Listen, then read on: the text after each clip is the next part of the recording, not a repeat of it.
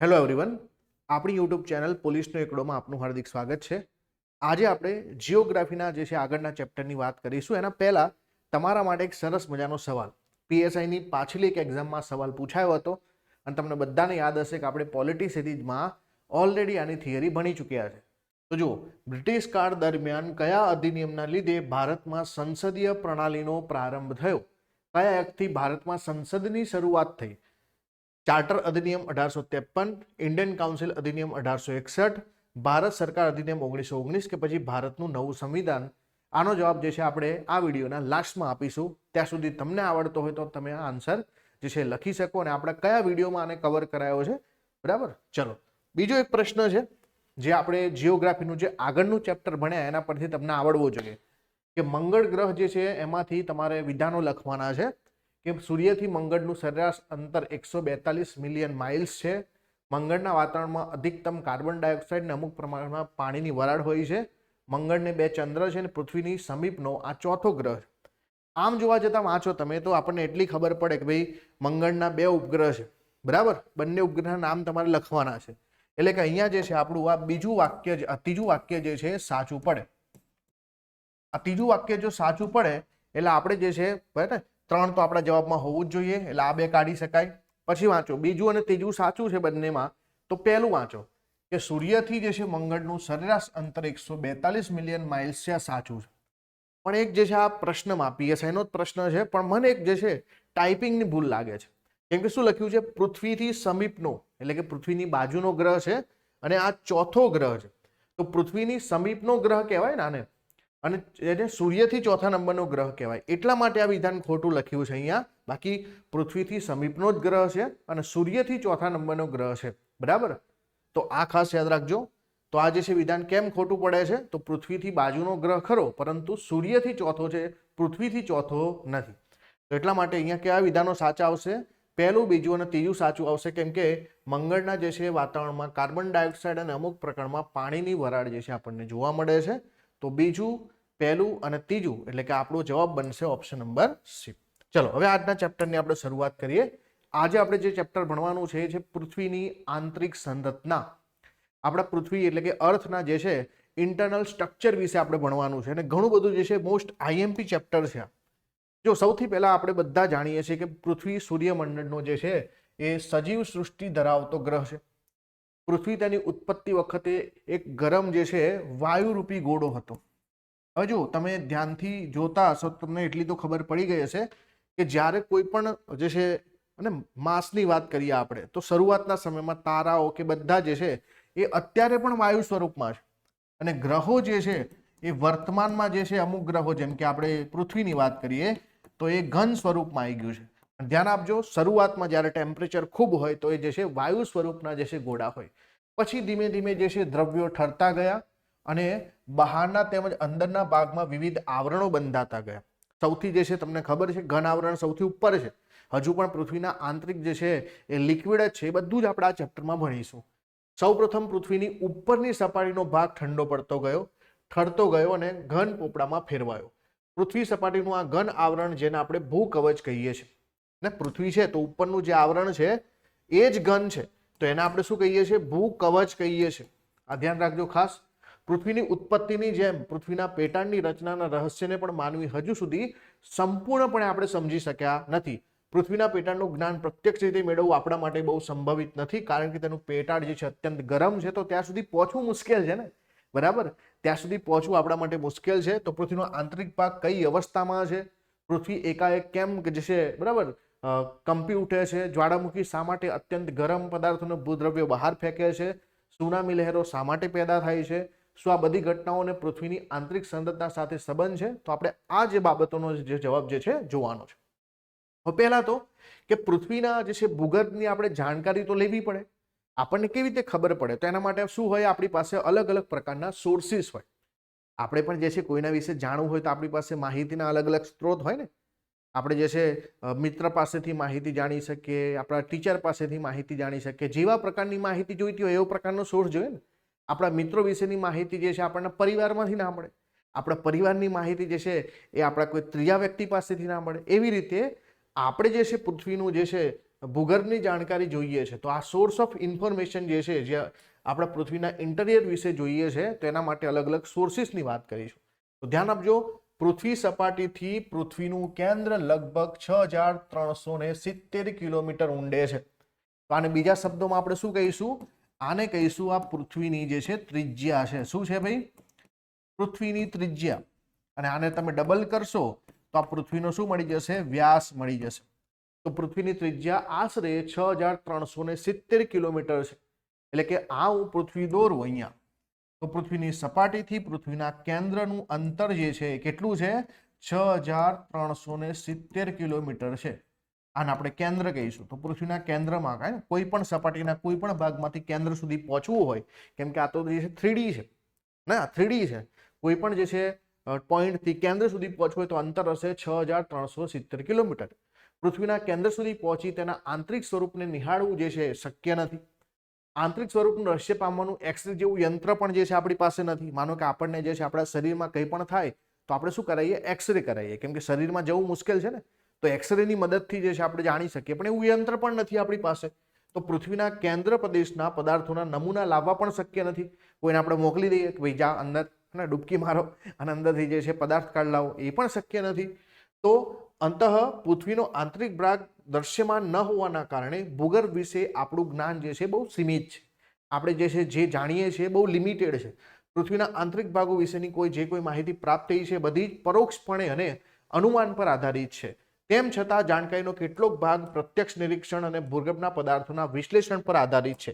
તો એનો મતલબ છે કે આપણે શું જોઈશું કે આપણે જે છે પૃથ્વીની આંતરિક સંરચના જે છે જાણવા માટે આપણી પાસે જે સ્ત્રોત છે એને બે ભાગમાં વહેંચીશું. પહેલા તો જોઈશું આપણા પ્રત્યક્ષ સોર્સિસ, કે જેમ સીધા સીધા આપણે જોઈ શકીએ છીએ અને આપણી નજર સામે છે, તો એ નજર સામેના સ્ત્રોતની મદદથી આપણે માહિતી લઈશું. અને બીજા હશે અપ્રત્યક્ષ. તો સૌથી પહેલા પ્રત્યક્ષ ડાયરેક્ટ સોર્સિસની વાત કરીશું. તો ભૂગર્ભ જે છે વિશે પ્રત્યક્ષ જાણકારી મેળવવાના બે સ્ત્રોત છે. એક તો છે કે ઊંડી ખીણો અથવા તો ખાણો અને ખનિજ તેલ મેળવવા માટે જે છે કરેલા ઊંડા સાર. તો એ જે છે પૃથ્વીની અંદર છે, તો એટલા માટે આપણે ત્યાંથી જે છે ડાયરેક્ટલી કોઈ પદાર્થ જે છે કેપ્ચર કરી શકીએ. બીજું છે જ્વાળામુખી પ્રસ્ફોટન. તો આ કઈ ભગવાને કુદરતે એવી સિસ્ટમ ઊભી કરી કે જેની મદદથી જ્યારે પણ જ્વાળામુખી ફાટે તો જ્વાળામુખીમાંથી જે છે પદાર્થો બહાર નીકળે છે. તો ભૂગર્ભમાંથી બહાર આવતા પદાર્થ હવે જાણવું જરૂરી છે કે ભાઈ આપણે જે છે આ બંને સોર્સની મદદથી કેટલે સુધી પહોંચી શકીએ. કે માનો કે આપણે ખનિજ તેલ જે છે કાઢીએ છીએ તેના માટે જે છે આપણે કોઈ ડ્રિલિંગ કરવું પડે, તો ડ્રિલિંગ પોઈન્ટ કેટલો હશે? તો હમણાં આપણે શું ભણ્યા? પૃથ્વીની ત્રિજ્યા ભણ્યા ને, 6370 કિલોમીટર. કેન્દ્ર સુધી પહોંચવું હોય તો આટલું અંતર કાપવું પડે. જ્યારે વિશ્વની સૌથી ઊંડામાં ઊંડી ખાણ દક્ષિણ આફ્રિકાની રોબિન્સન ખાણ છે. દક્ષિણ આફ્રિકાની અંદર રોબિન્સન જે ખાણ છે, આ સોનાની ખાણની જે છે લગભગ 4 કિલોમીટર ઊંડાઈ છે. વિચારો કે આ શું છે? હાથી, અને આ શું છે? કીડી. એવું કહી શકાય ને, કેમ કે આપણે આટલા અંતરે પહોંચીને જે છે પૃથ્વીના કેન્દ્ર પર પહોંચી શકીએ. આપણે અત્યાર સુધી પોતે જે છે જે મોટી ખાણ જે છે બનાવી છે, બરાબર, તો એ કેટલી બનાવી? 4 કિલોમીટર ઊંડી બનાવી છે. ખનિજ તેલ શોધવા માટે ખોદવામાં આવતા જે કુવા છે એની પણ જે છે 8 કિલોમીટરથી વધુ ઊંડા નથી. અને બીજી તરફ તમે જાઓ કે આર્કટિક મહાસાગરમાં કોલા ક્ષેત્રમાં 12 કિલોમીટર ઊંડે સુધી આપણે સારકામ કર્યું. એટલે આપણે જે ડ્રિલિંગ કર્યું ને, ડ્રિલિંગ, તો ડ્રિલિંગ કેટલા સુધી કરી શક્યા? 12 કિલોમીટર સુધી કર્યા. અને આગળ જતા હવે આ ત્રિજ્યા તમે જુઓ, 6370 કિલોમીટર ત્રિજ્યા ધરાવતા પૃથ્વીના માણસ જે છે માણસનો ભૂગર્ભ તરફનો પેટા પ્રવેશ ભૂગર્ભ વિશેની માહિતી જે છે આપણે ના સમજી શકીએ. કેમ કે વિચારો કે આ તો આપણને બરાબર આપણે ઉપરનો જે છે પેલું કહેવાય ને કે ભાઈ ચક્રવ્યૂહ જે છે એનું પહેલું સ્ટેજે પાર ના કરી શકીએ. બીજું છે કે ભૂગર્ભ પ્રત્યક્ષ જાણકારી માટેનો બીજો પ્રત્યક્ષ સ્ત્રોત જ્વાળામુખી પ્રસ્ફોટન છે. પ્રસ્ફોટન સમયે નીકળતો લાવારસ જે છે પ્રયોગશાળામાં સંશોધન કાર્ય માટે પ્રાપ્ત થાય છે. તેમ છતાં જાણકારી મળતી નથી કે મેગ્મા કેટલી ઊંડાઈથી બહાર આવે.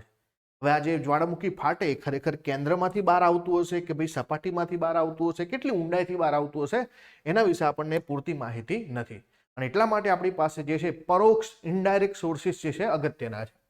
આ ઇનડાયરેક્ટ સોર્સિસ છે એ ભૂગર્ભમાંથી મળતા પદાર્થના ગુણધર્મના વિશ્લેષણથી પૃથ્વીની આંતરિક સંરચના સંબંધી પરોક્ષ જાણકારી મળે છે. મુખ્ય પરોક્ષ સ્ત્રોત કયા છે? હવે પરોક્ષનો મતલબ સમજમાં આવે ને કે આપણે સીધે સીધા તો જોઈ શકતા નથી, પણ આપણે કંઈક વિશ્લેષણ કરીશું, બરાબર, તો વિશ્લેષણના આધાર પર જે છે આપણે માનો કે કોઈ તમને એવું કહે કે ભાઈ આ જગ્યાનું સરેરાશ તાપમાન આટલું છે, તમે કહી શકો ને આ પ્રદેશ ઠંડો છે, સરેરાશ તાપમાન આટલું છે, તો એનાથી કહી શકો કે આ પ્રદેશ ગરમ છે. તો એવી રીતે આપણે એ પ્રદેશ પર નથી પહોંચ્યા, એ છતાં આપણે કંઈક ને કંઈક માહિતીનું વિશ્લેષણ કરીએ અને વિશ્લેષણથી આપણે જે છે જવાબ શોધીએ. તો સૌથી પહેલા તો છે ઘનતાના આધારે. તો આપણે જે છે અલગ અલગ વિસ્તારોની ઘનતાના આધાર પર કહી શકીએ કે એ જે વિસ્તારમાં જે છે પદાર્થોની જે છે બરાબર સ્થિતિ શું હશે. દબાણ પર આધારિત સાબિતીઓ છે આપણી પાસે, તાપમાનના આધારે કહી શકીએ આપણે, ઉલ્કાઓના આધારે કહી શકીએ, ગુરુત્વાકર્ષણના આધારે કહી શકીએ, ચુંબકીય સર્વેક્ષણના આધારે કહી શકીએ ને ભૂકંપીય તરંગોના આધારે કહી શકીએ. તો આ બધા આપણા કેવા સોર્સિસ કહેવાય? ઇનડાયરેક્ટ સોર્સિસ કહેવાય, પરોક્ષ સ્ત્રોત કહેવાય. ઘનતાના આધારે, દબાણના આધારે, તાપમાનના આધારે, ઉલ્કાના આધારે, ગુરુત્વાકર્ષણના આધારે, ચુંબકીય સર્વેક્ષણના આધારે કે પછી ભૂકંપીય તરંગોના આધારે આપણે બધું ડિટેલમાં જોઈશું. પણ પરીક્ષામાં માનો કે તમને આવો સવાલ પૂછાય કે નીચેનામાંથી કયું પૃથ્વીના આંતરિક ભાગનો અભ્યાસ કરવા માટેનો પ્રત્યક્ષ સ્ત્રોતનું ઉદાહરણ છે?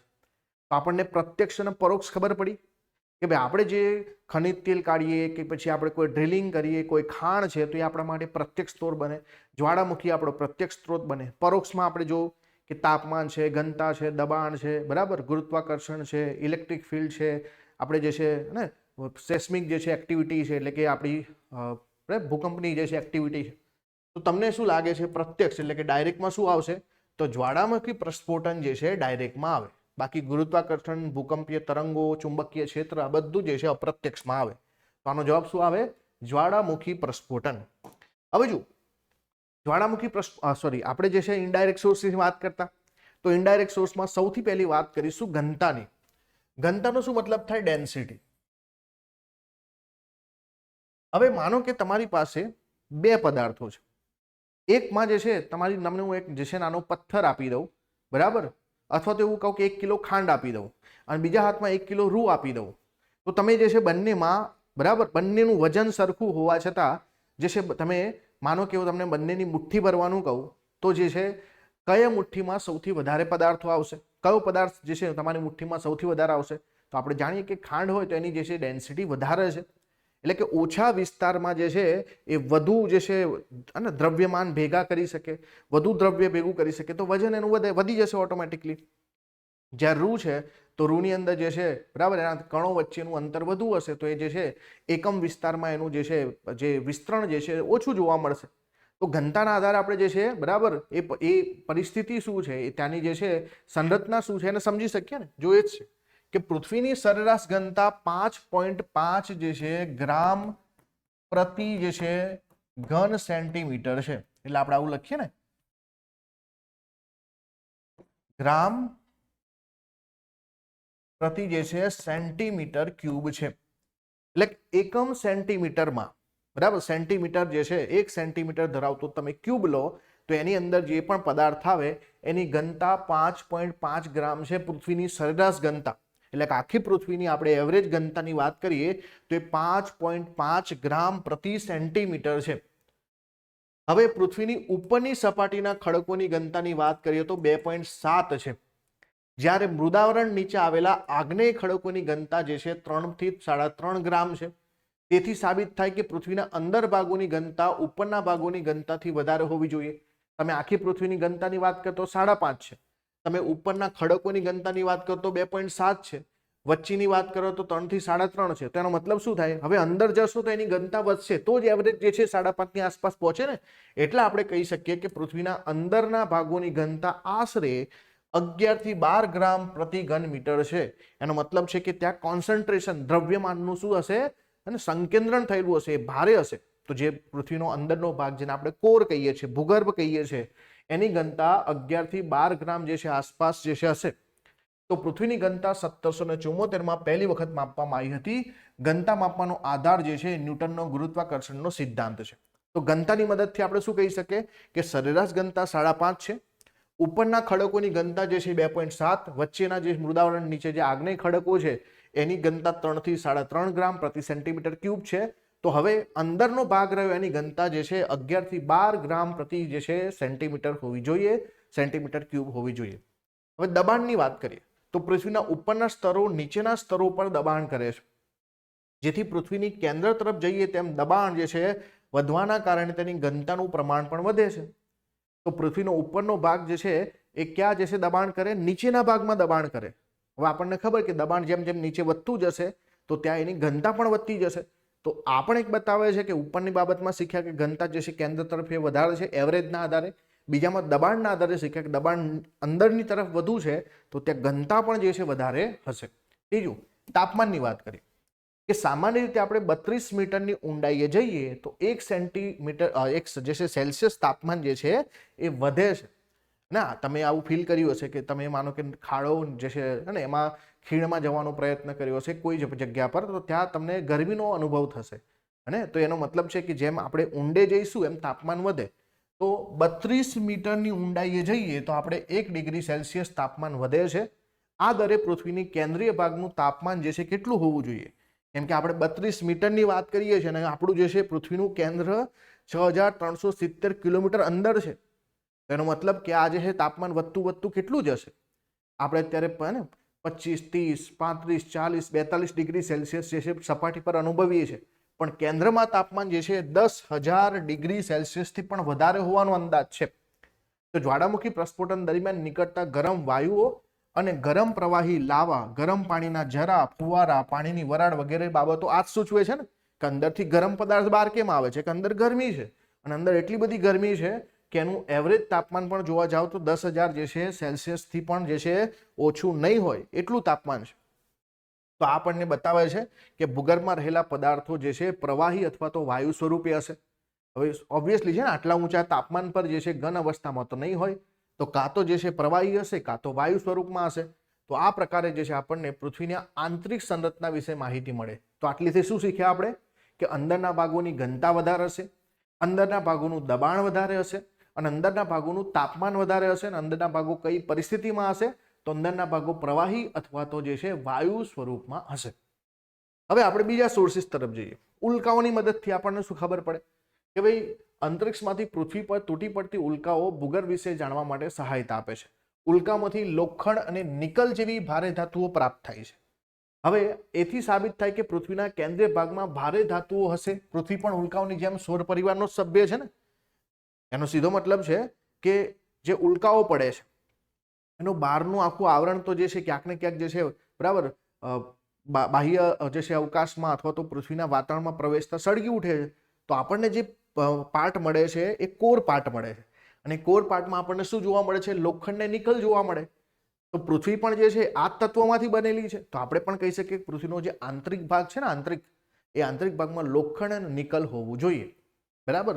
તો લોખંડ અને નિકલ હશે એવું આપણે કહી શકીએ. હવે આપણે ગુરુત્વાકર્ષણ ઉપર આવીએ કે ગુરુત્વાકર્ષણ જે છે પૃથ્વીની લગભગ જે છે પૃથ્વી સપાટીથી અલગ અલગ ભાગો પર ગુરુત્વાકર્ષણ બળ જે છે અલગ અલગ અનુભવાય છે. આપણે જાણીએ છીએ કે ધ્રુવોથી તમે જેમ પૃથ્વીના કેન્દ્ર તરફ જાઓ તો એમાં જે છે બરાબર એવું કહી શકો તમે કે આ માનો કે પૃથ્વી છે. બરાબર? તો આ જે છે ધ્રુવ પ્રદેશ હશે, આ જે છે આપણે વિષુવવૃત્ત કહીશું. બરાબર? આ પાછું કેન્દ્ર હશે. તો ધ્રુવીય કેન્દ્રો જે છે એ પૃથ્વીના જે છે કેન્દ્રની પ્રમાણમાં નજીક હશે. તો ત્યાં ગુરુત્વાકર્ષણ બળનું પ્રમાણ વિષુવવૃત્ત કરતા કેવું હશે? અહીંયા હું જે છે ગુરુત્વાકર્ષણની વાત કરું તો અહીંયા જે છે ગુરુત્વાકર્ષણ વધારે હશે. બરાબર? કોની સાપેક્ષમાં? વિષુવવૃત્તની સાપેક્ષમાં જે છે ગુરુત્વાકર્ષણ બળ અહીંયા જે છે ધ્રુવો તરફ વધારે હશે. હવે બીજી તરફ જે છે વિષુવવૃત્તથી પૃથ્વીના કેન્દ્ર દૂર હોવાથી અહીં ગુરુત્વાકર્ષણ બળ ધ્રુવો કરતા એકંદરે ઓછું લાગે છે. પૃથ્વીના આંતરિક ભાગમાં ભૂપદાર્થોના અસમાન વિતરણના કારણે પણ ગુરુત્વાકર્ષણ બળમાં તફાવત સર્જાય છે. આમ પૃથ્વીની આંતરિક સંરચનાની આપણને સમજ મળે કે ભાઈ પૃથ્વી જે છે આખી જે છે પૃથ્વી એક જ દ્રવ્યની બનેલી નથી. એમાં પણ જે છે અલગ અલગ સ્તરો હોઈ શકે. એનું અસમાન વિતરણ હોવાના કારણે અલગ અલગ વિસ્તારોમાં અલગ અલગ જે છે ગુરુત્વાકર્ષણ બળ અનુભવીએ છીએ. જેમ કે ધ્રુવો પર અલગ, વિષુવવૃત્ત પર અલગ. ધ્રુવો પર સહેજ વધારે, વિષુવવૃત્ત પર સહેજ ઓછું. બરાબર ને? કમ્પેરિઝન કરીએ તો. અને છેલ્લે છે ચુંબકીય સર્વેક્ષણ. ચુંબકીય સર્વેક્ષણથી સાબિત થયું કે પૃથ્વીના આંતરિક ભાગમાં ભૂપદાર્થનું વિતરણ જે છે કેવું છે ભાઈ? અસમાન છે. તો જુઓ અહીંયા આ ત્રણ બાબતોથી આપણે શું સમજ્યા કે ભાઈ ઉલ્કાથી જે આપણે એવું સમજ્યા કે પૃથ્વીનો જે કોર જે ભાગ છે લોખંડ નિકલનો બનેલો હશે. અહીંયાથી ગુરુત્વાકર્ષણથી આપણે શું સમજ્યા કે ધ્રુવો પર ગુરુત્વાકર્ષણ વધારે, વિષુવવૃત્ત પર જે છે ઓછું હશે અને અહીંયા જે છે આપણને ક્યાંક ને ક્યાંક પદાર્થોની અસમાન વિતરણના કારણે આવું જોવા મળે છે. અને ત્રીજું, ચુંબકીય સર્વેક્ષણથી આપણે એવું છે ને જોઈ શક્યા કે ભૂ પદાર્થોનું જે છે વિતરણ જે છે અસમાન છે, સમાન નથી.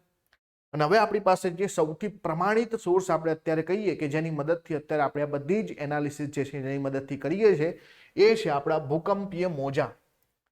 બરાબર, સિસ્મિક એક્ટિવિટી જે છે, જ્યારે પણ ભૂકંપ આવે તો એની મદદથી જે છે એમાં જે તરંગો આવે છે એ તરંગોની મદદથી આપણે જે છે તો ભૂકંપ આલેખક દ્વારા એટલે કે સિસ્મોગ્રાફ દ્વારા 3 પ્રકારના ભૂકંપ મોજાની નોંધ થઈ શકે છે. જ્યારે પણ ભૂકંપ આવે તો 3 પ્રકારના મોજાની વાત હોય.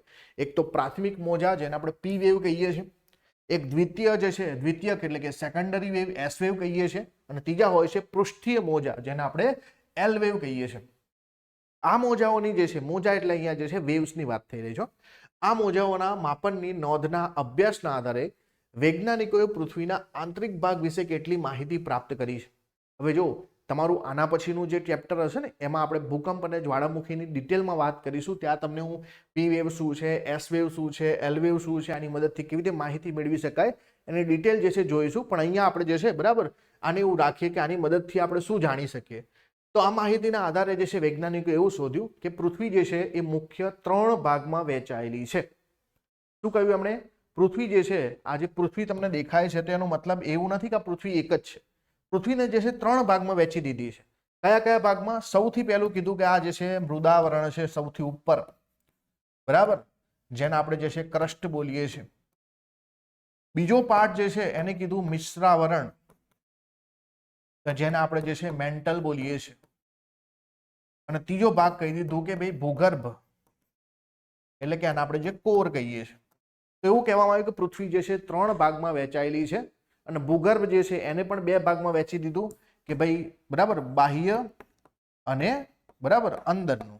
તો આપણે બાહ્ય અને આંતરિક, બરાબર પ્રોપર શબ્દ લખીએ આપણે, બાહ્ય અને આંતરિક ભૂગર્ભ જે છે ભૂગર્ભને 2 ભાગમાં વહેંચીશું. તો પૃથ્વીની જે રચના જે છે આ જે કહેવાય ને ભૂકંપીય મોજાની મદદથી આપણે જાણ્યું કે ભાઈ પૃથ્વી 3 ભાગમાં વહેંચાયેલી છે. એક તો જેને આપણે મૃદાવરણ કહીશું, વચ્ચે જે છે મિશ્રાવરણ હશે એટલે કે મેન્ટલ, અને ત્રીજું નીચે જે છે અંદરનો ભાગ જેને કોર કહીશું જે છે બરાબર ભૂગર્ભ જેને કહેવામાં આવે છે. તો સૌથી પહેલા આપણે મૃદાવરણ એટલે કે લિથોસ્ફિયરની વાત કરીશું. બરાબર, ક્રસ્ટ શું છે? તો પૃથ્વીનો ઉપરનો પોપડો છે જેને ક્રસ્ટ કહીએ છીએ, એની પણ વાત કરીએ. તો લિથોસ્ફિયર એટલે કે આપણું જે મૃદાવરણ છે એ સૌથી ઉપર છે. તો આ આવરણ પૃથ્વી સપાટીનું ઉપરનું આવરણ છે, જે માટીના સ્તરો કે ખડક સ્તરોનું બનેલું છે.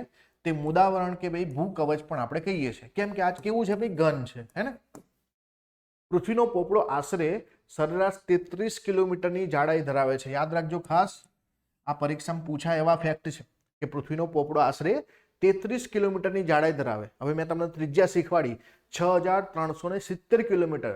તો વિચારો કે આપણે પૃથ્વીના જે પોપડો જે ઉપરનો છે એ પૃથ્વીનો કેટલો ભાગ છે, હે ને. પૃથ્વી એવડી મોટી છે, એનું કેન્દ્ર એટલું દૂર છે, અને પૃથ્વીનો પોપડો બહુ નાની જાડાઈ ધરાવે છે, 33 કિલોમીટરની જાડાઈ ધરાવે છે.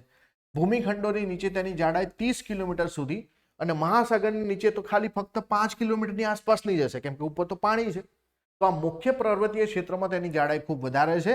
હિમાલય પર્વત શ્રેણી નીચે તેની જાડાઈ આશરે 70 કિલોમીટર છે. તો તમે એવું જોઈ શકો ને કે માનો કે અહીં કોઈ પર્વત હશે તો ત્યાં એની જાડાઈ જે છે વધી જશે, સમુદ્ર હશે તેની જાડાઈ તેની ઓછી હશે, અને જે કોઈ સપાટ વિસ્તારો હશે તો તેની જાડાઈ એવરેજ હશે.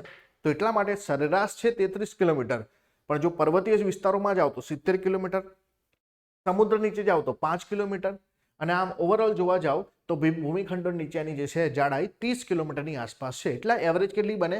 33 કિલોમીટરની એવરેજ બને છે, બરાબર ને. પૃથ્વી સપાટી નીચેના ભાગમાં જે છે પ્રસ્તર ખડકોનું પાતળું સ્તર છે. આ સ્તર નીચેના વિસ્તારમાં 2 પેટા વિભાગ છે. એક તો જે છે જેને આપણે ભૂકવચ એટલે કે શિયાલ બોલીએ છીએ, અને એક હોય છે ભૂરસ એટલે કે સીમા. હવે પરીક્ષામાં જે છે બરાબર શિયાલ, સીમા, નીફે આ બધા જે છે અગત્યના કોન્સેપ્ટ છે, પરીક્ષા લક્ષી કોન્સેપ્ટ છે, તેના ઉપર થોડું આપણે ફોકસ કરીશું. તો જુઓ, જે સિલિકા અને એલ્યુમિનિયમ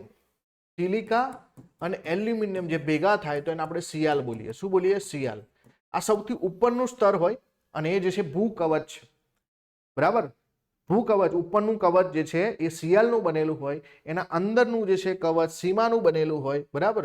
તો જે શિયાલ છે બરાબર એને આપણે ભૂકવચ કહીશું, અને સીમા છે એને આપણે ભૂરસ કહીશું. તો સૌથી ઉપર શું હશે? સિલિકા એલ્યુમિનિયમનું બનેલું સ્તર જેને આપણે સિયાલ કહીએ છીએ. અને આની જે સરેરાશ ઘનતા 2.75 થી 2.90 ની હશે. અને આ જે છે ભૂમિખંડોની રચના એટલે કે આપણા જે પણ ખંડો છે જેના ઉપર આપણે રહીએ છીએ એ બધા શેના બનેલા છે? સિયાલના બનેલા છે.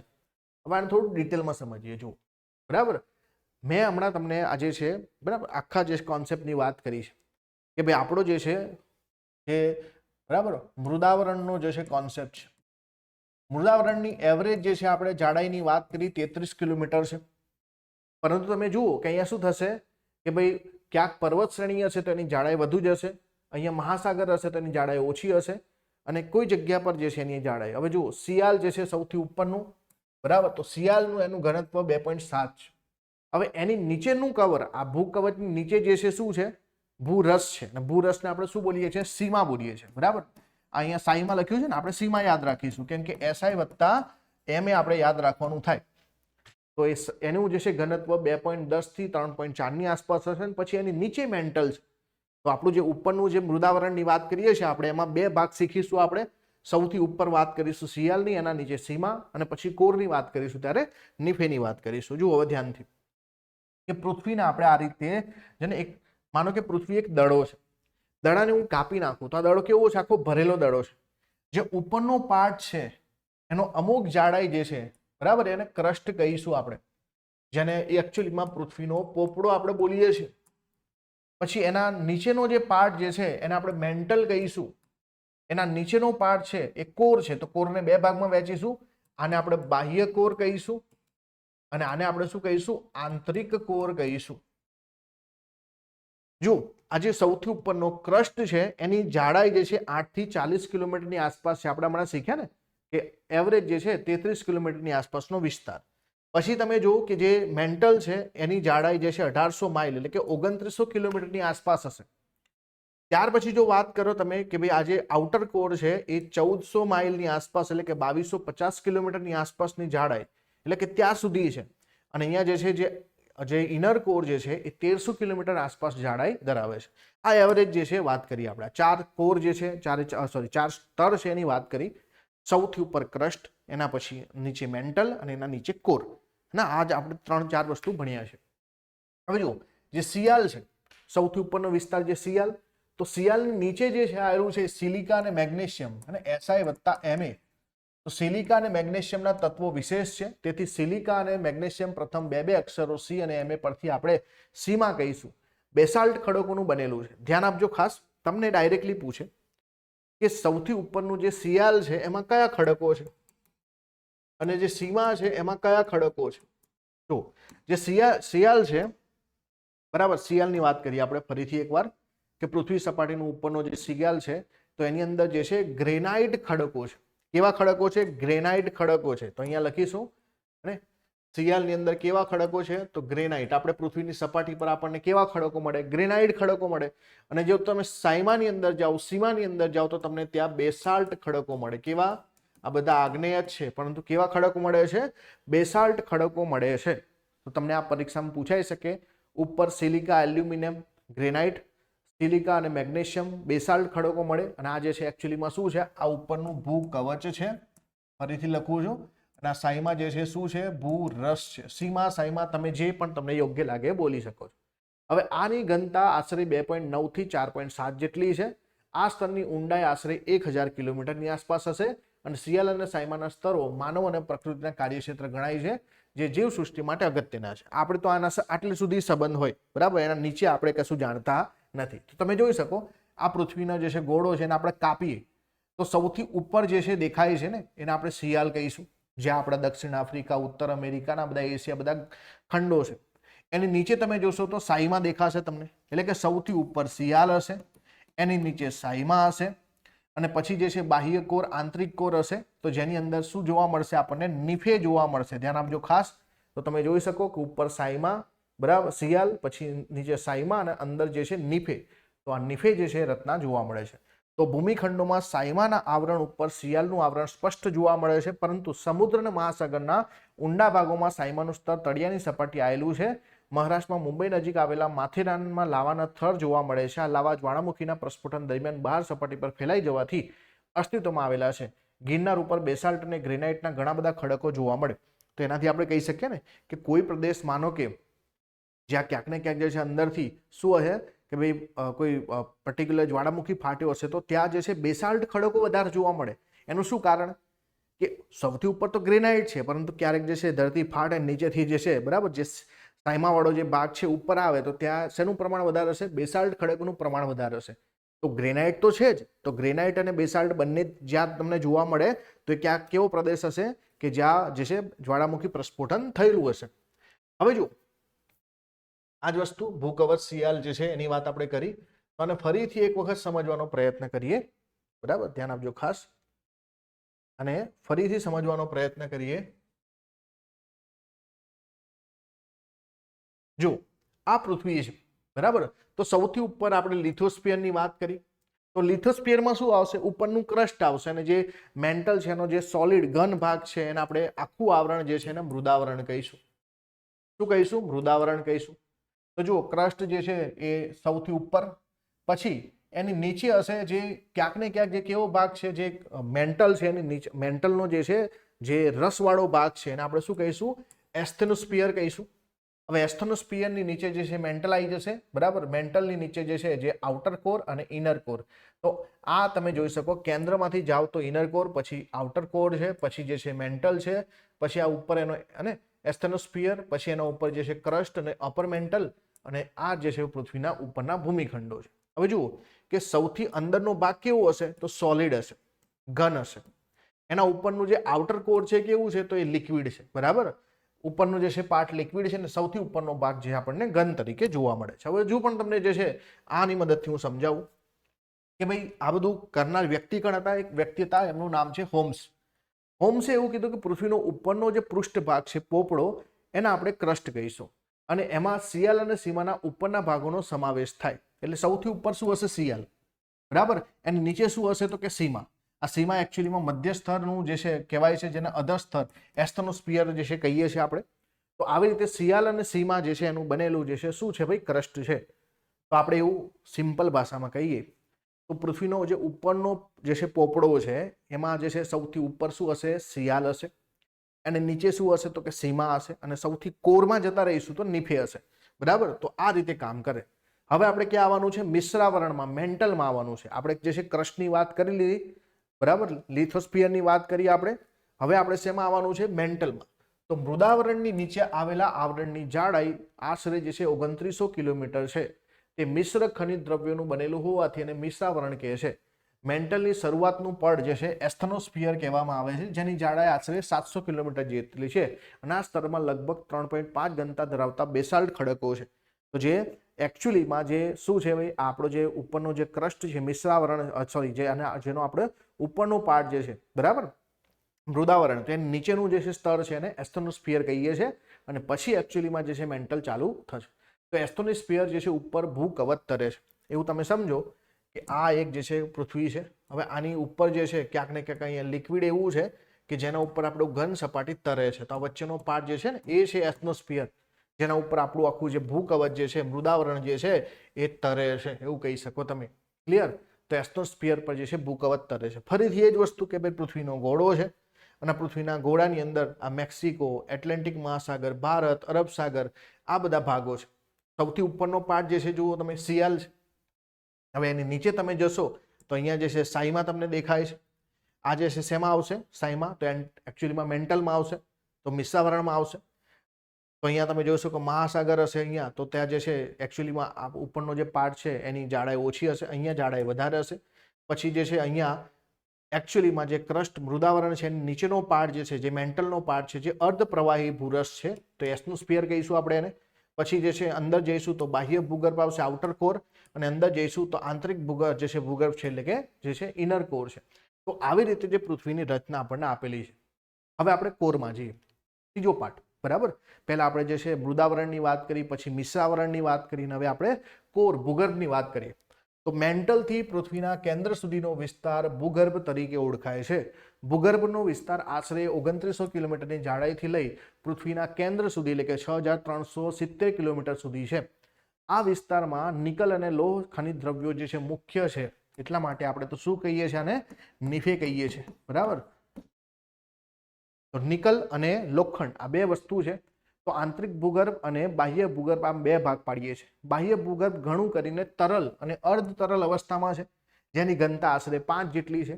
અને આંતરિક ભૂગર્ભ જે છે જેને આપણે શું કહીએ છીએ નિફે કહીએ છીએ. શું કહીએ છીએ ધ્યાન આપજો ખાસ, આંતરિક ભૂગર્ભને નિફે કહીએ છીએ. અહીંયા ઘનતા એની લગભગ 13 ગ્રામ પ્રતિ જશે સેન્ટીમીટર ક્યુબ જેટલી હોય છે, જે અતિ દબાણ સૂચવે છે. પૃથ્વીનું ગુરુત્વાકર્ષણ બળ હોય, ચુંબકીય બળ હોય અને તેની સ્થિરતા જ રિજિડિટીનો ગુણ જે છે આ ધાતુ પિંડ અથવા ભૂગર્ભને આભારી છે, કેમ કે એની ઘનતા અહીંયા જ છે. એવું કહી શકો તમે કે જે પૃથ્વીનું જે છે જેટલું પણ વજન છે બરાબર, અથવા તો ઘનતા જે છે અહીંયા જ કેન્દ્રિત છે બરાબર. આજુબાજુનો પાર્ટ જે છે એની ઘનતા બહુ ઓછી છે, કેન્દ્રની ઘનતા જે છે સૌથી વધારે છે.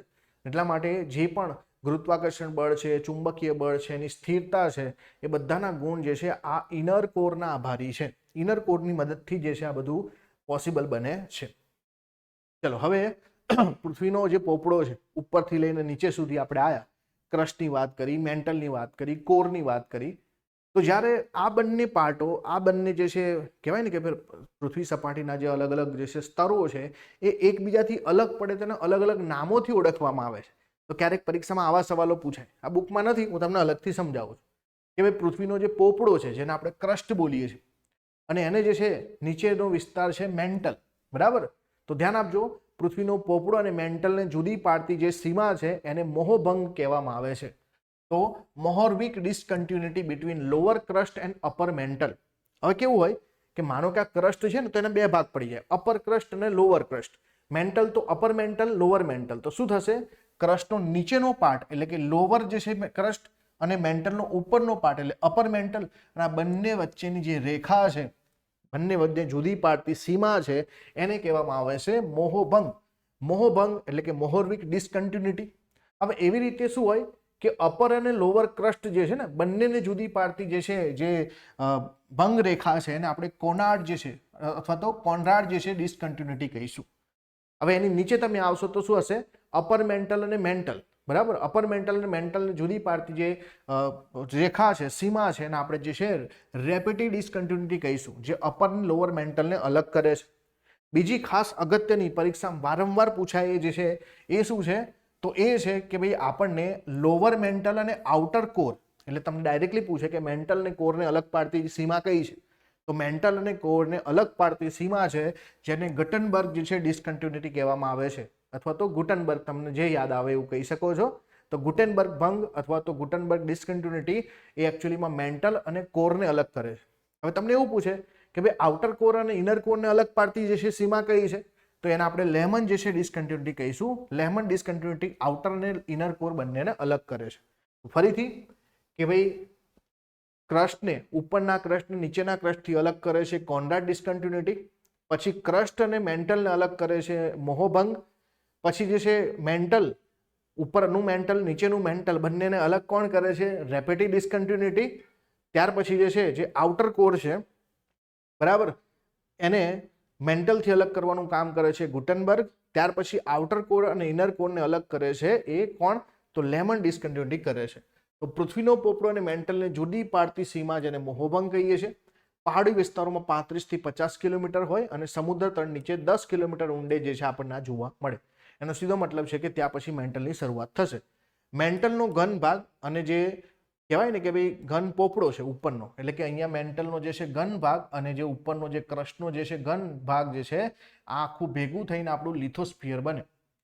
મેન્ટલ અને બાહ્ય ભૂગર્ભને જુદી પાડતી સીમા જેને ગુટનબર્ગ કહેવામાં આવે છે. એટલે મેન્ટલ અને કોરને અલગ કોણ કરે, ગુટનબર્ગ જે છે ભંગ કરે, અને આશરે એની જે છે ઊંડાઈ 2900 કિલોમીટરની જે છે આસપાસ રહેશે. તો અલગ અલગ ડિસકન્ટિન્યુટીની વાત કરી તો કોનરાડ, મોહો, રેપિટી, ગુટનબર્ગ અને લેમન જે છે આ તમે યાદ રાખશો ક્રમ અનુસાર તો કામ આવશે તમને. તો આ ચેપ્ટરમાં આટલું આપણા માટે મહત્વનું છે. હવે થોડા ઘણા પ્રશ્નો સોલ્વ કરીએ. સૌથી પહેલું તો છે કે પૃથ્વીનું ભૂગર્ભ કયા નામથી ઓળખાય છે. તો આપણે શું સૌથી ઉપરની જે છે કવચની વાત કરી, પછી મેન્ટલની વાત કરી, સૌથી નીચે ભૂગર્ભની વાત કરી. તો ઉપરનું સૌથી મૃદાવરણમાં જે છે શેની વાત કરી, સિયાલ ને સીમાની વાત કરી, અને અંદર જે છે કોર આવે તો કોરમાં શું હોય, નિફે હોય. તો નિફે કહીશું આપણે.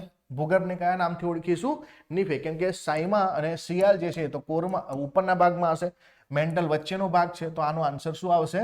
રાઈટ આન્સર ઇઝ જે છે નિફે. બીજો પ્રશ્ન કે ભૂગર્ભમાં કયા ખનિજ તત્વો મુખ્ય છે?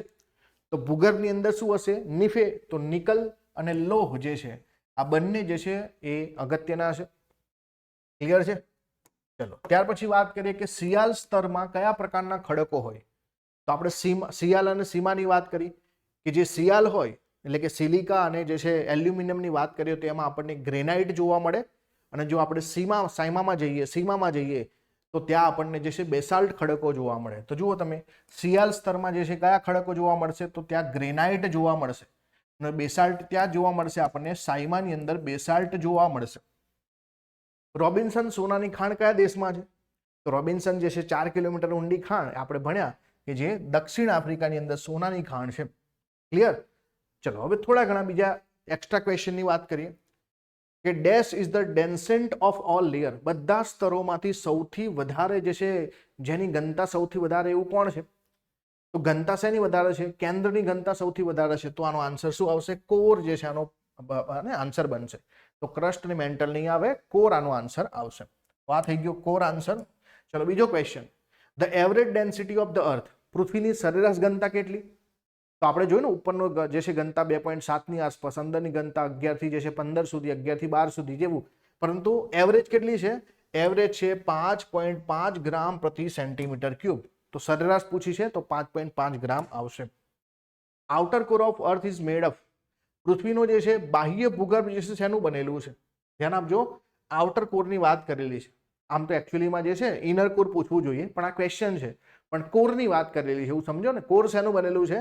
તો નિકલ અને આયનની જે છે એલોય એટલે કે મિશ્ર ધાતુથી બનેલું છે. તો નિફે કહીએ છીએ ને આપણે, તો નિફે એકચ્યુઅલીમાં નિફેમાં જે છે ઇનર કોર આવવું જોઈએ. આગળનો ક્વેશ્ચન, આઉટર કોર જે અર્થનું છે બરાબર, એની થિકનેસ જાડાઈ કેટલી છે? તો આઉટર કોરની જાડાઈ આશરે જે છે 1250 કિલોમીટરની આસપાસ છે. અને બીજું કે મિશ્રાવરણના ઉપલા ભાગને શું કહીએ છીએ? ધ્યાન આપજો, આપણે શેની વાત કરી રહ્યા છીએ? મેન્ટલની વાત કરીએ છીએ. મિશ્રાવરણ એટલે મેન્ટલ, અને મેન્ટલનો જે ઉપરનો ભાગ છે એ ઉપરનો ભાગ એટલે કે ક્રસ્ટની નીચે આવેલો છે, અને ક્રસ્ટની નીચે આવેલો પાર્ટ જે છે એકચ્યુઅલી કેવો હોય છે? ભૂરસ જેને બોલીએ છીએ ને. તો આ જ એકચ્યુઅલીમાં શું છે? એસ્થેનોસ્ફિયર કહેવામાં આવે છે, જેના ઉપર આખું ભૂકવચ તરે છે. તો આને શું કહીએ છીએ આપણે? એસ્થેનોસ્ફિયર કહેવાય. તો મેન્ટલનો ઉપરનો પાર્ટ જે છે એને એસ્થેનોસ્ફિયર કહેવાય, સીધી વાત કરીએ તો. આગળનો ક્વેશ્ચન, એસ્થેનોસ્ફિયર શું છે? એસ્થેનોસ્ફિયર જે છે એને અધસ્તર કહેવામાં આવે. અધસ્તરનો શું મતલબ થાય?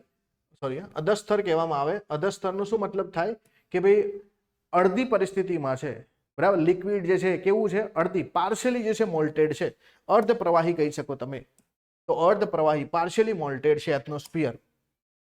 લિથોસ્ફિયર ઇઝ મોસ્ટલી કમ્પોઝ ઓફ. તો મૃદાવરણ શેનું બનેલું છે? બરાબર, એમ્બીફોલાઇટ, ગ્રેનાઇટ, બેસાલ્ટ કે પછી પેરિયોડાઇટ. તો મૃદાવરણ લિથોસ્ફિયર. લિથોસ્ફિયરમાં સૌથી ઉપર શું હોય? સૌથી ઉપર હોય સિયાલ. અને સિયાલમાં આપણને કયા ખડકો સૌથી વધારે જોવા મળે? સિયાલમાં આપણને ગ્રેનાઇટ સૌથી વધારે જોવા મળે. તો આન્સર શું આવશે? ગ્રેનાઇટ. તો મૃદાવરણ શેનું બનેલું છે? ગ્રેનાઇટનું બનેલું છે. ખંડો શેના બનેલા છે? ગ્રેનાઇટના બનેલા છે. અર્થની રેડિયસ કેટલી? આપણો જે છે આખા ચેપ્ટરનો કોર કોન્સેપ્ટ આ જ હતો કે ભાઈ પૃથ્વીની જે છે તમને ત્રિજ્યા ખબર હોવી જોઈએ. તો 6370 કિલોમીટર જે છે આપણા પૃથ્વીની ત્રિજ્યા થાય. આગળનો ક્વેશ્ચન કે વોલ્કેનો આર, ભાઈ આપણા જ્વાળામુખી જે છે એ શું છે? એ આપણા પૃથ્વીના આંતરિક ભાગ વિશે માહિતીનો પરોક્ષ સ્ત્રોત છે, પ્રત્યક્ષ છે, કે પછી પૃથ્વીના આંતરિક ભાગ વિશે માહિતીનો સ્ત્રોત નથી, કે પૃથ્વીનું તાપમાન નક્કી કરવા માટેનો સારો સ્ત્રોત છે? તો આપણે જાણીએ છીએ કે વોલ્કેનોની મદદથી આપણે શું કરી શકીએ? વોલ્કેનોથી પદાર્થ બહાર આવશે, બહાર આવશે તો આપણે એને જોઈ શકીશું, અને જોઈ શકીશું તો આપણો કેવો સોર્સ બનશે? ડાયરેક્ટ બનશે. ભૂકંપ પૂછ્યું હોત તો ઇનડાયરેક્ટ, પરંતુ વોલ્કેનો પૂછ્યું છે તો કેવું? ડાયરેક્ટ. તો ડાયરેક્ટ છે એટલે કે અહીંયા જ લખીશું આપણો સીધો સ્ત્રોત છે, અને આંતરિક ભાગ વિશે આપણે માહિતી જાણી શકીએ છીએ. તો આન્સર શું આવશે? Direct source of information about the interior of earth. પૃથ્વીની આંતરિક સંરચના જાણવા માટે આપણી પાસે આ ડાયરેક્ટ સોર્સ છે. તો આ ચેપ્ટરમાં આપણે આટલું છે કે આપણે જે છે ડાયરેક્ટ સોર્સ, ઇનડાયરેક્ટ સોર્સની વાત કરી, પૃથ્વીની સંરચનાના 3 જે છે ભાગની વાત કરી, ત્રણેય સંરચનામાં કયા કયા લેયર છે, ઘનતાના આધાર પર આપણે જે છે કોર પાર્ટની વાત કરી કે કોરમાં ઘનતા સૌથી વધારે છે. પૃથ્વીનું જે છે જે સ્થિર છે પૃથ્વી જેનું જે છે ને, તો એ ક્યાંક ને ક્યાંક કેન્દ્રના આભારી છે. સાથે આપણે એથનોસ્ફિયરની વાત કરી, ગ્રેનાઇટ ક્યાં હોય, બેસાલ્ટ ક્યાં હોય, બરાબર. હું છૂટા શબ્દો ફેંકું છું તમારી સામે, હવે તમને જે છે એના આન્સર આવડવા જોઈએ. હવે મેં જે છે ક્લાસની શરૂઆતમાં એક તમને પ્રશ્ન પૂછ્યો હતો, બરાબર. એ પ્રશ્ન વિશે આપણે વાત કરીએ. તો પ્રશ્ન આવો હતો ને કે ભાઈ બ્રિટિશ કાળ દરમિયાન કયા અધિનિયમમાં સંસદીય પ્રણાલીનો આરંભ થયો? તો તમને યાદ હોય તો આપણે ભણ્યા હતા કે બ્રિટિશ સંસદની જેમ ભારતમાં પણ ગવર્નર જનરલની જે છે અલગથી ધારાકીય પરિષદની શરૂઆત થઈ. અને ધારાકીય પરિષદ ક્યારે બને છે? ચાર્ટર એક્ટ 1853માં, જેમાં આપણે મિની પાર્લામેન્ટ ભણ્યા હતા, યાદ છે ને?